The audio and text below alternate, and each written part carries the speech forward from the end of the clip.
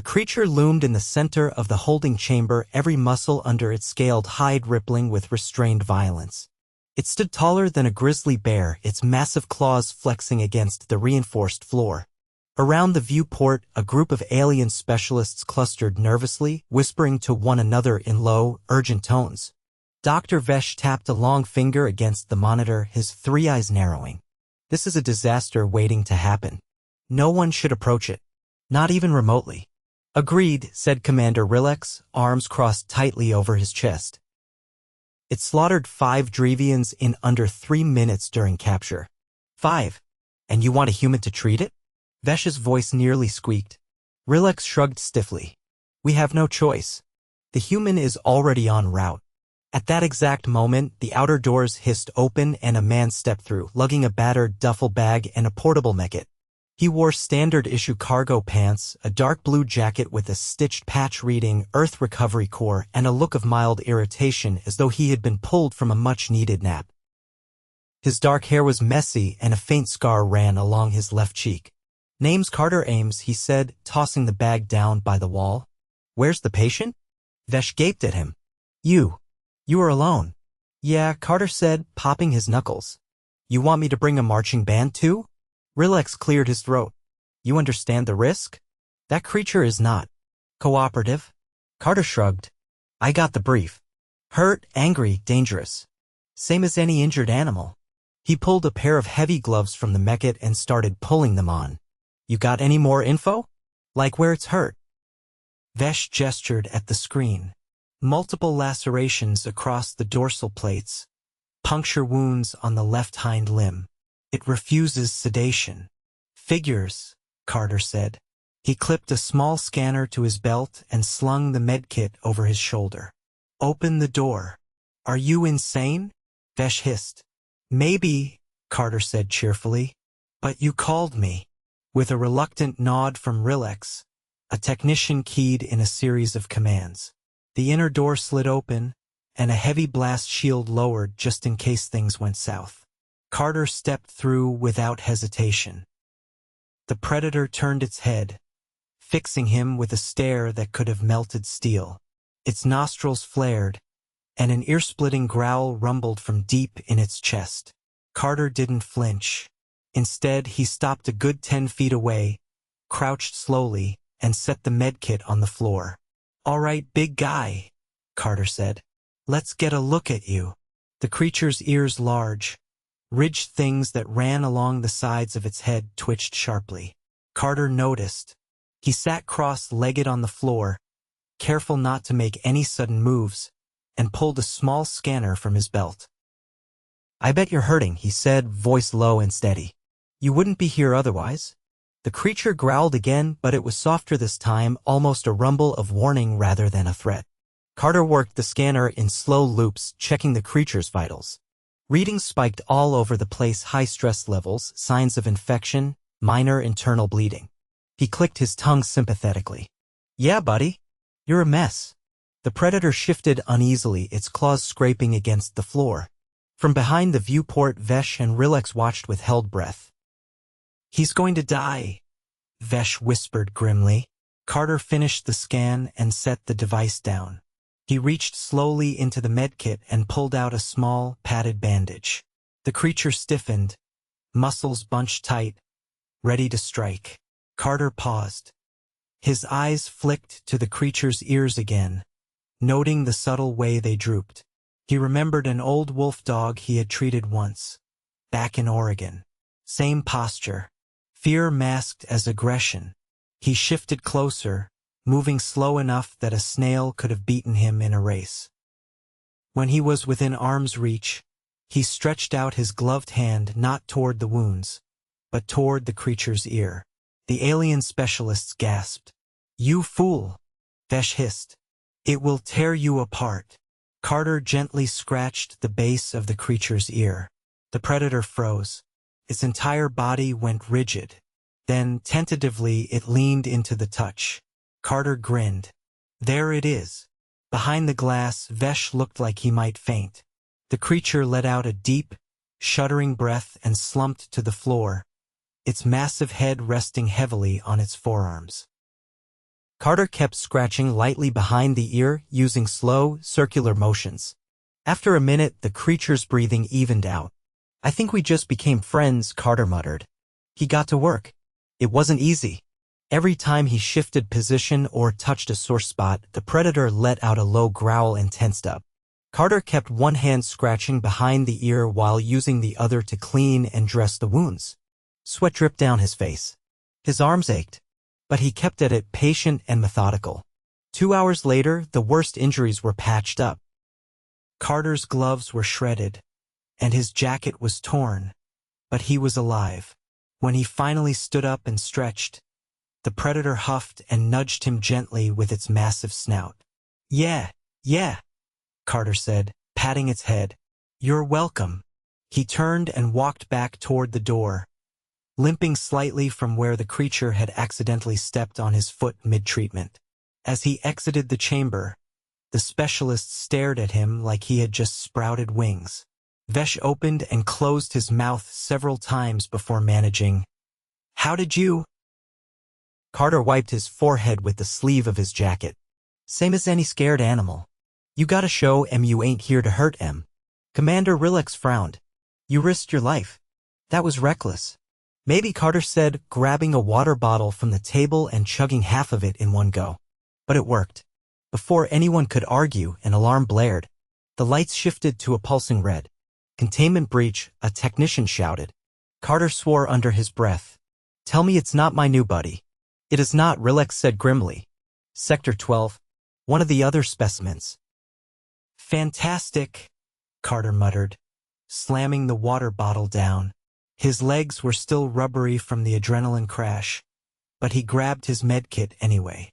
"Where's Sector 12? "This way," Rilex said, leading him at a brisk pace. They ran through corridors lit with flashing red strobes. Carter's heart pounded against his ribs. His foot throbbed painfully, but he gritted his teeth and kept moving. They reached Sector 12 just in time to see a second predator smaller than the first but equally lethal corner a group of technicians against a wall. One technician was bleeding heavily from a gash on his thigh. Without thinking, Carter shouted, "Hey, ugly." The predator turned toward him, momentarily distracted. Carter grabbed a loose metal pipe from the floor and brandished it like a baseball bat. His stomach twisted in fear, but he held firm. "Come on, big guy," he said. "Let's dance." The predator snarled and charged. Carter sidestepped at the last second, swinging the pipe hard against its flank. It wasn't enough to hurt, but it startled the creature, making it stumble. Security forces swarmed in, firing stun rounds. The predator dropped heavily to the floor, twitching. Carter dropped the pipe and rushed to the injured technician. "Stay with me," he said, pressing gauze against the bleeding leg. "You're gonna be all right." Paramedics arrived moments later, taking over. Carter stood up slowly, his whole body aching, and leaned against the wall. Commander Rilex approached him, face unreadable.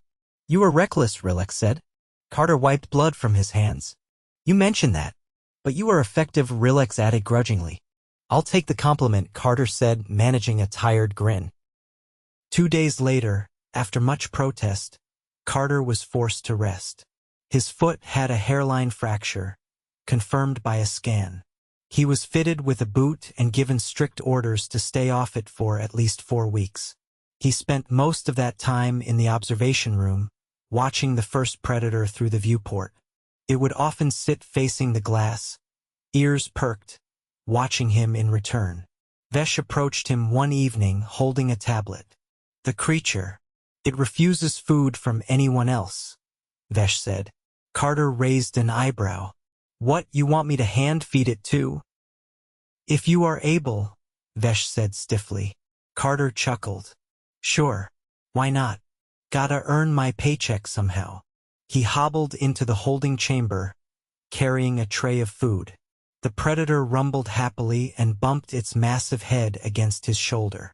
"Easy, big guy," Carter said, laughing. "I'm still healing here."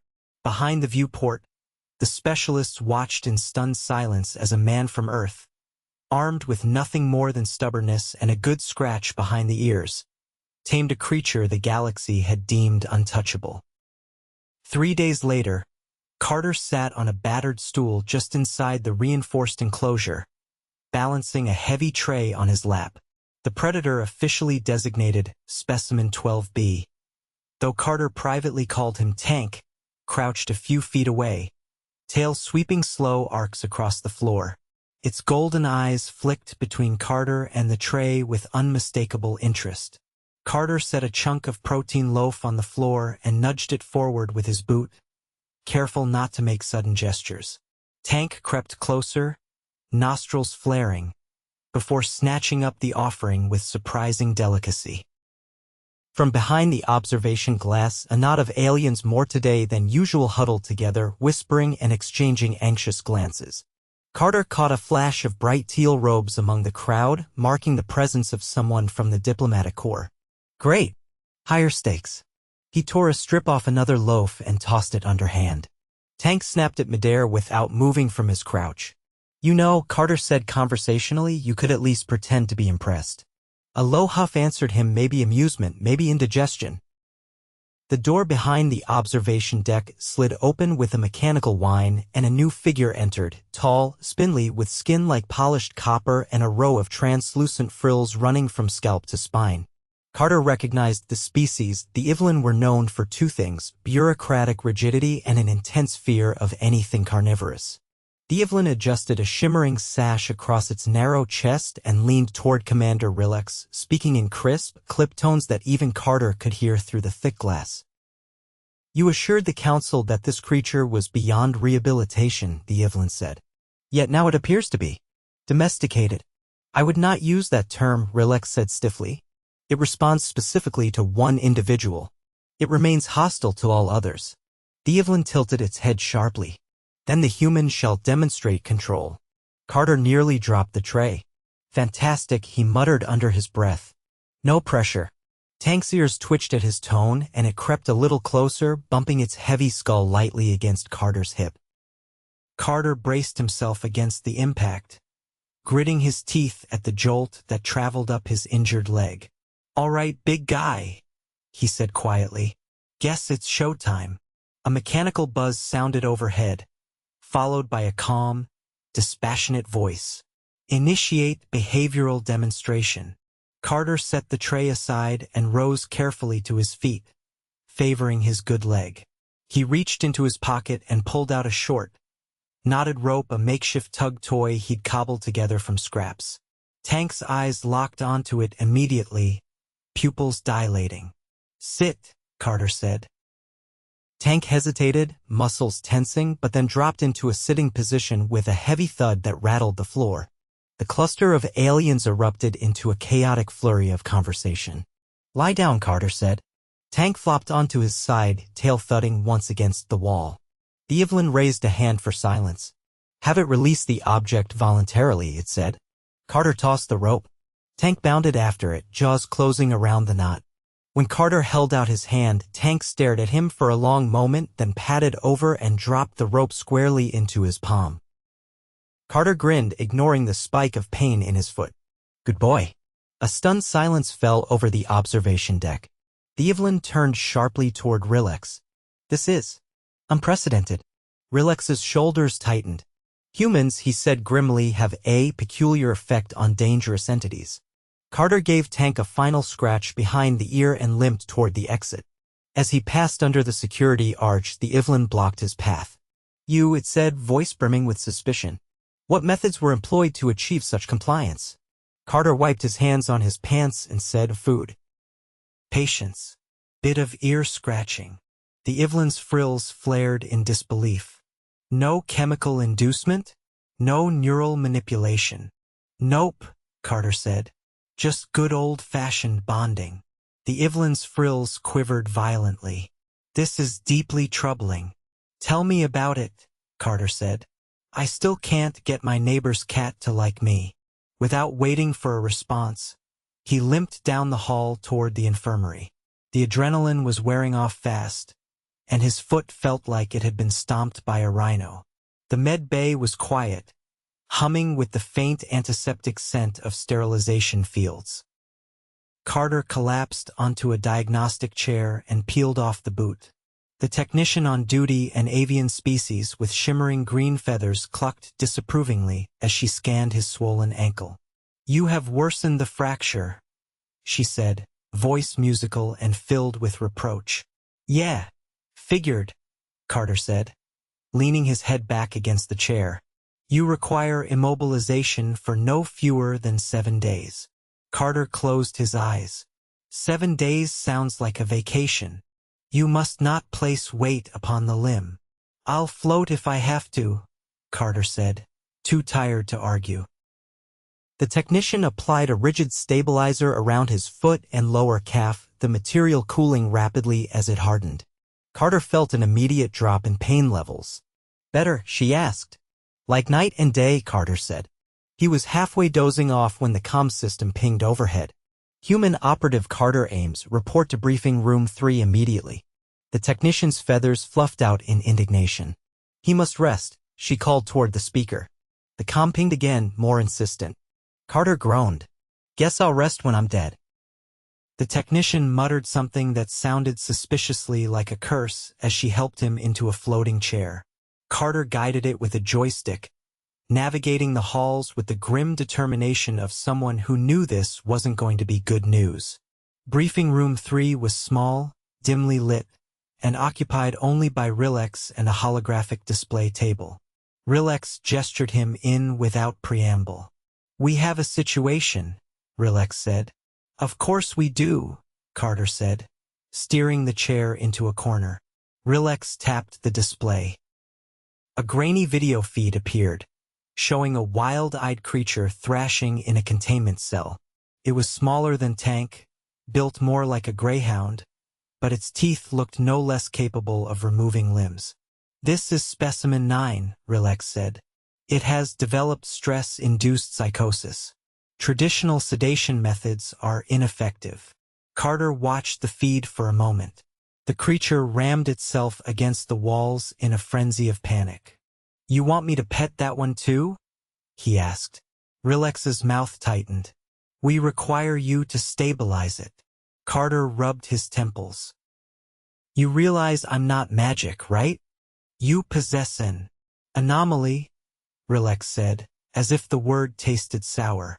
"An ability to establish rapport where others fail."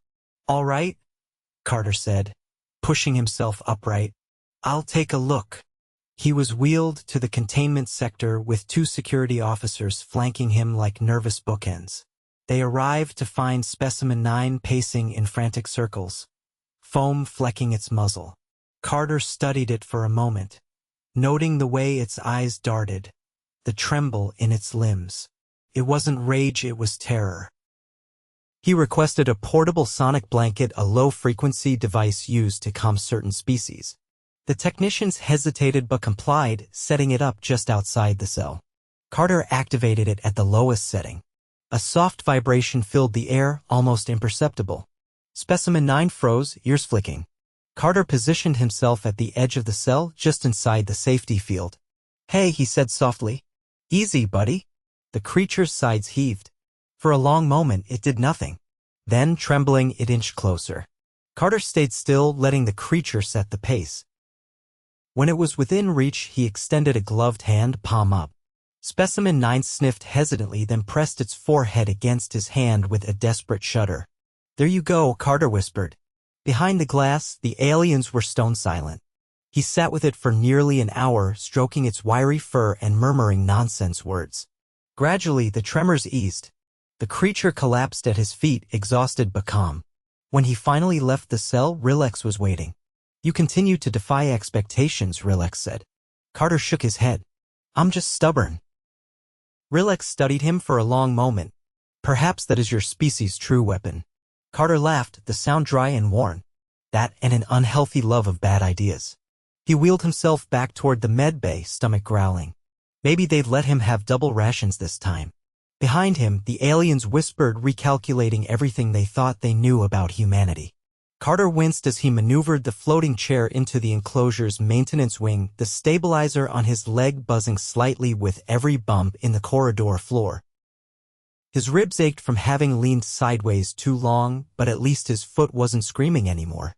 The alien med techs had insisted he'd take a nutrient solution before doing anything else, so he nursed a cup of it while waiting near the secondary observation panels. Tank, lounging lazily behind the security field, flopped onto his side with an audible huff that rattled the reinforced glass. His dorsal plates were beginning to heal, though strips of synthetic skin patchwork still clung awkwardly to his sides. Near the far end of the chamber, Specimen 9 still curled tightly in the corner, ears pinned flat. Both had been moved into adjacent enclosures with a shared visual barrier to ease their stress levels. Carter adjusted the cup in his hand and muttered, "I need a raise." A familiar figure approached from the hallway side, Vesh, clutching a slim data pad and looking like he'd aged a decade since their last meeting. "You were requested for assessment proceedings immediately," Vesh said, his three eyes flicking nervously from Carter to the creatures. "Assessment?" Carter sipped the nutrient solution, grimacing at the metallic aftertaste. "Thought you guys already had enough footage of me playing Dr. Dolittle." Vesh hesitated, antennae twitching. "The Evelyn envoy has submitted a petition to classify you as a biohazard." Carter nearly choked. "A biohazard?" "It is not personal," Vesh said hastily. "Merely precautionary. They claim you present an unpredictable risk to controlled environments." Carter stared at him. "Because I pet dangerous animals?" "Because you succeed," Vesh said, voice dropping lower. "Where centuries of protocol have failed." Carter drained the cup and tossed it into a reclamation chute. "All right, where's the meeting?" "Conference deck 4, Vesh said. "If you are able." Carter nudged the chair's joystick forward. "Able enough to defend my honor." The ride to Conference Deck 4 took longer than expected. Security protocols had doubled since the last containment breach, and Carter had to pass through 3 separate biometric scans. By the time he rolled into the chamber, a full delegation waited for him. Rilex, the Evelyn envoy, 2 Drevians wearing ceremonial armor, and an assortment of other species that Carter didn't recognize. He parked the chair near the center and gave a casual wave. "Afternoon, folks." The Evelyn envoy's frills stood rigid. "State your designation and function." "Carter Ames, Earth Recovery Corps. Specialist in high-risk biological interventions," Carter said, keeping his tone light. "Temporary contractor. Still waiting for my dental plan." The envoy ignored the joke. "You have engaged in unauthorized behavioral modification of Class 4 predators." Carter leaned back. "Unauthorized? You dragged me here to fix your mess." "There was no directive to establish emotional bonds," the envoy said tightly. Carter tapped the side of his chair. "Pretty sure 'don't get ripped apart' was implied." Murmurs rippled through the gathered aliens. A Drevian's warrior stepped forward, armor clanking softly. "Your methods have demonstrated efficacy," he said, voice low and rough. "Should they not be recorded and standardized?" The Evelyn envoy stiffened. "Such methods are unpredictable and cannot be replicated reliably." Carter shrugged. "Maybe not by you." Silence fell. Rilex cleared his throat. "The Council requires proof that your interventions do not destabilize containment further." Carter raised an eyebrow. "You want me to make Tank sit through a therapy session?" "You will demonstrate control under stress conditions," the envoy said. Carter rubbed his hands together. "All right, bring it on." An hour later, after recalibrating the containment systems, Carter found himself once again inside Tank's enclosure. Only this time, the environment had been altered. Flashing lights, low-frequency irritant sounds, and simulated tremors through the floor, all designed to agitate. Tank paced, tail lashing, teeth bared. Carter stayed seated on the ground, legs crossed awkwardly because of the stabilizer.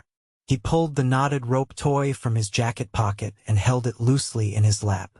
"Hey, big guy," he said over the din. "Not your fault. I know it sucks." Tank growled, ears pinned flat. Carter kept his voice even. "You want to tear something up? Huh? Me too. Bureaucrats, mostly." He tossed the rope gently toward Tank's paws. At first, Tank ignored it, pacing tighter circles. Carter didn't move. He let the tension wind itself out. After several long minutes, Tank paused, sniffed the rope, then batted it half-heartedly. Carter smiled, careful not to bare his teeth. "Atta boy." The tremors intensified. Carter's chair rattled against the floor. Tank snapped his head up, muscles rippling with alarm. Carter immediately shifted, lying flat on his back, arms stretched out to the sides. The aliens watching from behind the glass gasped. Tank hesitated. Something primal flickered in those golden eyes. Then, with a low, uncertain whine, Tank dropped beside Carter, pressing his massive flanks against him. Carter reached up and scratched behind one ear. The low, irritant sounds cut off abruptly. The flashing lights died. The floor stilled. From the observation deck, stunned silence reigned. After a few minutes, Carter sat up slowly, Tank's head still resting against his side. He patted the thick skull gently and muttered, "You did good, buddy." When he exited the enclosure, the delegation clustered around him. The Ivlin envoy looked as though it wanted to file a formal complaint against reality itself. Rilex, unusually subdued, nodded once. "Your methods work." Carter adjusted the stabilizer on his leg. "Told you." Ear scratches and patience. The Drevian's warrior approached, lowering his head slightly in a gesture of respect. "You have earned recognition. Should you desire it, our kin would offer you honorary bond status." Carter blinked. Thanks, but I think I'm more of a freelance disaster." The Drevians rumbled something that might have been laughter. Vesh scurried forward, datapad clutched tightly. "You are cleared of biohazard designation," he said breathlessly. "The Council wishes to retain you for further consultation." Carter sighed. "Figures." Later that evening, Carter sat in the mess hall, leg propped up, nursing a cup of synthetic coffee that tasted vaguely of burnt plastic. A few technicians drifted nearby, watching him with a mixture of awe and unease. Rilex approached, carrying a small metallic case. "This is for you," he said, setting it down. Carter popped it open to find a gleaming identification badge, marked with the seal of the Interstellar Biological Recovery Division. "You are now officially recognized as a specialist first class," Rilex said. Carter stared at the badge. "Does this come with hazard pay?" Rilex's mouth twitched. "Substantial." Carter leaned back and raised his cup in a mock toast. "To weird jobs and weirder friends." Across the facility, Tank pressed his massive head against the enclosure wall, ears perked toward the sound of Carter's voice. For the first time since arriving, Carter let himself relax, feeling against all odds like he might actually belong among the stars.